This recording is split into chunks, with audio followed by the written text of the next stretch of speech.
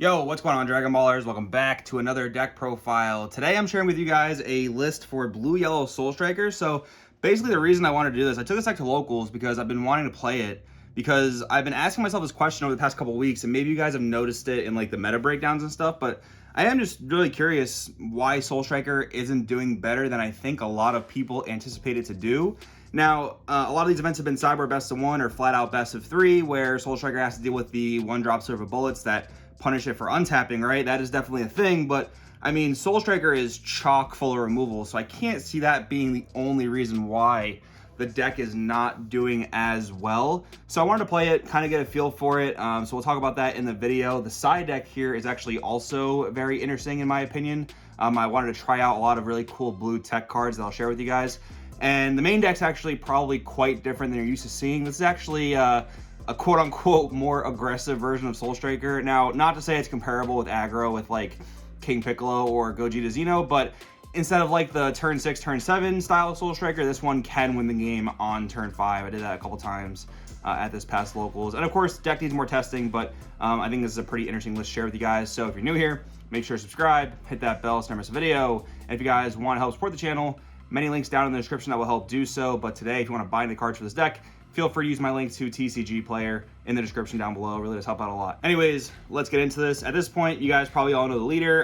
The main reason why everyone thinks it's so good is because the leader is just so broken, right? You get to play with 2 extra energy per turn. Yes, they have to be mono blue, and in a blue-yellow build, that can be a little bit tricky, but I mean, it's still a very powerful leader nonetheless. So that's definitely pretty self-explanatory. So we'll start with the blue-yellow engine. I am playing 4 copies of Zamasu Super Combo. Now, I think a lot of Soul Striker lists vary where they play 4 of this, they play Draw Super Combos, they play Zeno Super Combo, and I think they're all pretty decent. I don't love Draw Super Combos because it's not very reliable to be at 4 life when you want to be in this deck in particular. And I'm playing 4 of this because I'm playing a rival-based strategy. I really wanted to just lean into a rival, so that's why I'm playing this. I'm not playing either of the free blue-yellow combo cards, the Hit or the Goku Hit. I wanted to try this deck without it. You can arrival another way besides just this. So technically, I guess you could say there's 8 ways to arrival your battle cards. So I didn't want to waste deck space on one of those free combo cards, and I did not really miss it because of the fact I was able to arrival multiple different ways. And then we have the card that really made me want to play the deck in the first place. That is SS2 Kefla. This card, in theory, is just so busted. Like, imagine we had this back in like the blue-yellow Icarus days. Although, to be fair, this has been worse in yellow-based decks, meaning with like yellow leaders and more yellow energy, because it costs 2 blue and 1 yellow to arrival. But even then, I mean, if we had like Violent Rush Bojack, I mean, I don't think it would matter what color you were playing, this card would be extra busted. But yeah, this is like the new boss for blue-yellow, and the card is good, but man, is this card vulnerable. There is so much interaction with this thing in the combo step. One of the bigger problems I had this weekend was against Yellow Trunks, where they're having their 3-drop Trunks out, which the first battle card you play per turn, basically, it's kind of like the Android 18 and 21 decks, where it doesn't stop it from attacking, but it puts it into rest mode, right? So you don't have many ways to bait that card out, especially if you're trying to make plays on your opponent's turn. You're doing 1, maybe 2 things on your opponent's turn where you can try to bait out the Trunks and then play this. But even if you bait out the Trunks, they rest this, and then they have a plethora of ways to pop it in rest mode. So playing this during your opponent's turn, which you would think is like the main way to gain value off the card, was actually very, very risky and very, very vulnerable, which made the deck feel a lot weaker overall. So that's one of the things I noticed when I was you know, trying to really think why is Soul Striker struggling to make top cuts here and there when everyone thought it would be so good. But anyways, moving along just to the rest of blue-yellow, we have 4 copies of Vegeta Kaba. Card's good. I think it was going to be a lot better if I faced King Piccolo, which I didn't, but I mean, being able to bottom deck a 4 or less, that's obviously going to be kind of solid against KP, bottom decking their tambourines, so they can't get the you know, maximum value out of all the swings. It didn't really come up outside of that. Like, I used it a little bit against Yellow Trunks to bottom deck their 3-drop Vegeta, but yeah, I mean, mostly it's just there for being a blue-yellow charge, right? And then we have 4 copies of Zamasu the Eliminator. Your check land, it was relevant for me as a counterplay, although one of the best matchups to counterplay with this is actually red, where they have Vegeta Resolve Renewed. So you get in some interesting chains where like they play a boss monster, you play this, they play Vegeta Resolve Renewed. So this doesn't actually get to resolve, which is kind of rough, but I mean, they have to be casting their boss monster on turn 5 for that to happen. So that's not really too bad, but I mean, yeah, they're just counterplay to the counterplay, which another reason why this might struggle a bit. Then I played 2 copies of SS Rose Goku Black. This card was mega broken upon release. It's gotten a little bit worse. I guess you could say just like Obuni, kind of the same way. They're very similar cards, but I did still want to play 2 copies because it's our only way to untap blue-yellow energy in the deck. So on a turn 4 or turn 5, I play this, swing my leader, untap 2 blues, and this will give me a blue-yellow back, and that'll help with Arrival. Because otherwise, like if you're tapping your blue-yellows, you have to untap them with Dimension Magic or Sensu Bean. So having this at 2-of felt nice. I did cast it, so I don't think I would change it. Maybe I'd go down to 1, but I mean, you still need blue-yellows to charge anyway, so that's fine. And then that's ending up the blue-yellow count. Now we have 4 copies of Sand Instincts, very, very standard for Soul Striker. This is probably your best turn 2 play in any Soul Striker deck, and this is one of the other ways you can Arrival. There were a fair amount of times where I comboed this plus a blue card to play an Arrival, and this being in the drop doesn't feel like an egg because you'll pay 2 the next turn to draw 2, so that was totally fine there. Now we get into the mono blue. So this is probably where things shake up a little bit differently than most Soul Striker builds. This is playing 4 copies of SS3 Gogeta Unison. So here's the thing. I was talking to my teammates and I said, hey guys, I want to play Soul Striker locals. Sounds fun. Baby into free counters, blah, blah, blah. They said, no, you got to try this new version of Soul Striker where you can potentially win the game on turn 5, because most other Soul Strikers, like I said, they're playing into the 5-drop kill or the Android 17 turning the tide plus counter. And this isn't really doing that. This is just playing 4 copies of Gogeta. Now, one of the problems with Gogeta is he's not a unison that gains markers, so it seems like he might be tough to actually stick to the board, but being a 20k, it is a bit harder for your opponent to actually remove markers from him if they want to. Like, they can't just free leader swing into it like they could with Baby Unison, right? So that's pretty good. The -1 also helps you remove your opponent's 1-drop silver bullets. It is a little bit rough that it puts them back in the hand, but I mean, still, you get them off the board, and it's perfect synergy with the leader because you play your Unison, then you want to awaken, untap 2, and draw 1. So your play right before swinging gets rid of the problem card, so that is good synergy. And the dual attack 20k is just the most aggressive unison you could play in a deck like this. And it's great too because against yellow, this gets around Mecha Freeze Robotic Riposte. That's 2 swings that you don't have to tap a card for because Robotic Riposte doesn't affect unison swings. So that's the theory behind it. I think it is good. I will say though, this past week, and I'm going to probably experiment with this deck some more and get some more data, but this past week I didn't actually cast it very often. And that's because mostly I played against a lot of aggressive decks, and I'll talk about my play line with that in just a minute. But yeah, that was the idea behind this card. You can get the permanent online sometimes. There are sand cards you can have in rest mode, but that's not necessarily a focus of this type of card.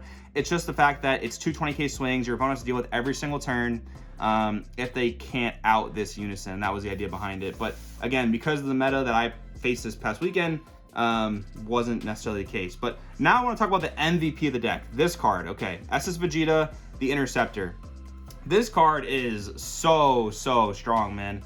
3-drop, come down, bottom deck 2 of your opponent's battle cards, dual attack, counter, never came up for me. I mean, it's just a cute little timing thing you can use to play it. Like if your opponent like counterplays with a certain battle card, you can use this in response. But I mean, during your opponent's turn, you're probably not doing this. You're probably doing Arrival stuff. But okay, this card, again, absolutely ridiculous. This almost makes me want to play a mono blue variant of the deck because again, I got done telling you guys about how unimpressive the blue-yellow stuff was because of how interruptible Kefla is, right? So with that in mind, I mean, maybe mono blue is the way for Soul Striker. Maybe I'll even try that next week at locals. But yeah, this card was beyond broken. So what was happening was I played against 2 aggro decks, and then in the finals I played against Trunks, right? So the aggro decks, they were pushing me down real fast to where I got to turn, I got to 4 life by like turn 3. So what I did was I casted this on 3, just like I would cast my Unison for the same amount of energy. I dealt with their board with this card, which again is so strong, and then I swung and untapped 2 and then played defense from there. That was my main game plan, and I've been saying in the past couple meta breakdowns that we're definitely trending more towards aggro as like a meta. Not like the crazy aggro we're used to seeing in the past, but still like decks that can pressure you pretty nicely by turn 3. And this is a very nice play to go into that. So my turn 4 usually consisted of playing Boo Unison. This was my typical curve, again, especially against those decks that were pushing me down to low life very quickly. I wanted to deal with their board with Vegeta, stabilize a bit, and then turn 4 play Boo, and now you're super stable, untapping 3 energy per turn, drawing your cards. And I will say, with the Gogeta, like, yes, the theory is it can put on significant pressure, but not having Unisons that drew cards, I definitely missed that as a Soul Striker player. And the other thing I wanted to say too about Gogeta, just going back a bit, same thing with the Trunks matchup. their Trunks 3-drop rest modes the unison that you play that turn as well if you don't play something before it. So this actually coming down on turn 3 didn't feel great a lot of the times, and there are some ways you can bait out that 3-drop Trunks, which I'll talk about in a bit, but yeah, didn't feel great. So this into this actually felt a lot better. Of course, you want 3-cost unisons so you can awaken your leader early. It's almost like a results training if you play the game back in the day, but yeah, that was my typical curve against the aggro decks. And then for the typical blue support, 3 copies of God Sealing. Only 3, because again, we weren't playing the stickiest unisons. Like we weren't playing unisons that gained a ton of markers. And there are a fair amount of battle cards in this format with Deflect, so I felt 3 was definitely appropriate. Saw it when I needed it. I would not blame anyone for playing 4, though. The card is very good, very good. Then we have 3 copies of Tapion Spirit Boost. So again, a little tricky because we're not playing unisons that gain markers, but still just a very aggressive card. It's a 1 energy play as well, so this is one of the things you can use to bait out your opponent's Trunks blocker, which is nice. But yeah, I mean, 1 drop, 20k double strike, definitely not a bad card. And then 3 copies of Goku Calamity Challenger. So yeah, this is the other main card that I was using to bait out that Trunks and just bait out other things my opponent might have had. Like for one instance, my Trunks opponent had Poutine and 2 of the Trunks blockers. Now the Trunks blockers need to proc at the same time. You can't really, as a Trunks player, you can't play around that. But also having Poutine adds another layer of having to play around it as the opponent. So this being a skill that would play the card, much like Tapion, would bait out the Poutine and all the Trunkses. But then you have to, you know, figure out what your next best play is to actually apply adequate pressure, which was kind of the tough part of that matchup. But still a good card. I mean, this card and this is one of the other reasons I want to kind of try out Mono Blue, is because I feel like you can just abuse these really cheap 1-drop cards that garner a lot of value. So that's what I'm thinking about a little bit. And then 4 copies of D-Magic. Man, I love this reprint art. It is very, very nice. And then 4 copies of Senzu Bean. Very, very important cards when you're playing an arrival-based strategy, just making sure you have enough energy. And that's the thing, right? Like this compared to like Blue Yellow Icarus or Blue Yellow Mecha Frieza from a few formats ago. Yes, you're blue. Yes, you are a Soul Striker that untaps blue energy, but I mean, the name of the game is untapping your blue yellows for a lot of your arrival plays and whatnot, and that is relatively tough to do without Aegis, and you have to make sure you have these cards in order to do that. So it was a bit tricky. There are a lot of 10k combos in the deck, which made it harder. So yeah, just my thoughts on that. Now for just one-ofs, playing 1 Baby Golden Avenger. Again, not playing Baby Unison, but I figured that if I needed to cast it on turn 5 or 4 or 5 energy, it could win you the game against that final counter attack, right? So that's what that was there for. Didn't end up casting it, but again, I play against like faster decks, so that makes sense. 1 copy of Baby Hatch, of course. 1 copy of Bardock fighting against Fates. This deck is chock full of removal, so you've probably been seeing a lot of Secret Identity Mass Saiyan as the main overwhelm slot for a lot of decks. But yeah, this deck, everything is removable, so why not just play a battle card that offers you more pressure? And that's the thing too, like this is a deck full of dual attackers. You have Vegeta Interceptor, you have Kefla, you have this card, and then Senzu Bean just synergizes very nicely with that, and then 1 Champa to help close out games, of course. Now that is the end of the main deck, so I'm going to pull up the side deck right here, and we'll go through that. So one of the cards that I love is East Kai Keeping Watch. This is awesome. This is Blue's in archetype version of Koitsukai, because if your opponent plays a battle card during your turn, they bottom deck a card. This card was very, very relevant. Very big fan. Blue decks probably don't have to play Koitsukai because you have this card that is on color and just punishes them pretty much just as equally, and can linger for multiple turns. So if they can't kill this, or if you have other high priority things they have to get rid of, this is great. Then we have 2 copies of Dirty Burst. Dirty Burst was excellent over the course of the weekend. So it was a sideboard best of 1 locals. So one of the matchups, for example, was a red U7 Goku. So this card was so clutch. I mentioned the interaction before where they can Vegeta Resolve Renewed against your Zamasu Eliminator. They can't do anything about this. This is an extra card. So for 2 energy, which your leader gets you back for free, basically, you draw 1, and now their big boss monsters can't attack you for the turn, which was so clutch. Basically, you just do this. If they attempt to play their 8-drop and deflect, it's been ruled that it affects the player, not the battle card, so they can't swing with it. And then next turn, you just remove the 8-drop, and that's so strong. This card was MVP for sure. Came up in other matchups as well. 2 copies of SSG Goku Miraculous Transformation. So what I'll say first is that if I probably try out a mono blue version, this might be a 3 to 4 of in the main deck, but the theory behind this card was against aggro decks. Yes, it is kind of expensive for 3 energy, but against King Piccolo, against U7 Goku, for example, I negated with this, and then it's 20k. So their battle cards, for the most part, are all below 20k, And if they're not, I mean, yeah, you can defend this. It's kind of technically easier to defend this than defend your leader. So that was the theory. I liked it a lot. Worked out well. The deflect barrier makes it super, super protected. Then we had 2 copies of Chill's Army Reinforcement, just for more aggro matchups. Gogeta's, you know, King Piccolo, U7 Goku being a big one. Would probably keep it in the sideboard as well. Maybe main it in a best of 3, but in mono blue, I'd probably main it as well. And again, I'm probably going to try mono blue. So another unison that's been sort of popular in Soul Striker, I've seen a couple times, is SS Gotank's Absolute Unison. So the main thing here is the barrier removal. So you can remove the Slug Engine, you can remove your opponent's Trunkses in the yellow Trunks matchup, which again is very pesky because they have barriers. So this thing offering the barrier removal was quite nice. Yeah, very, very good there. And then I'm playing 2 copies of Tapion Unison. So the main reason I'm siding this is because of matchups that wouldn't attack me. So I don't know, any rogue hand control, Invoker, like Sin Shenron sometimes, like any of those really stally control decks that weren't going to attack me. I wanted to make sure that I had 2 more copies of a 3-drop Unison so I can get Awakened when I need to. I didn't end up playing against anything super slow, but I would probably still keep it in the side deck for that purpose.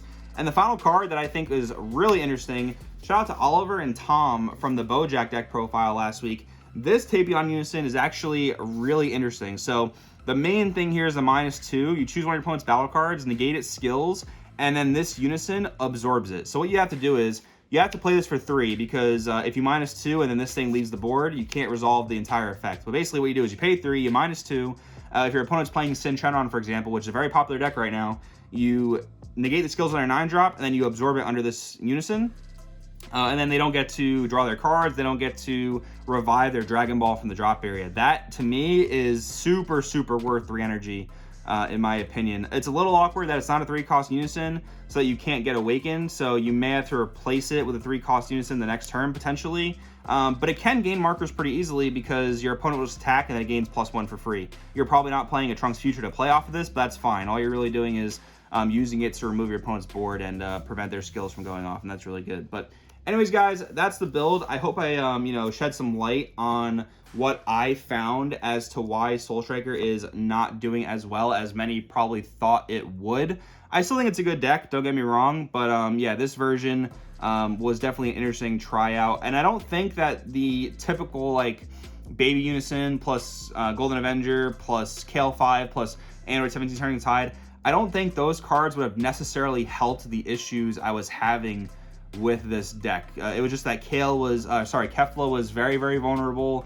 I didn't have ways to play around that Trunks 3-drop blocker. I guess I'd have to put more emphasis on this Gotenks Unison in the sideboard, but I didn't happen to see it in that matchup.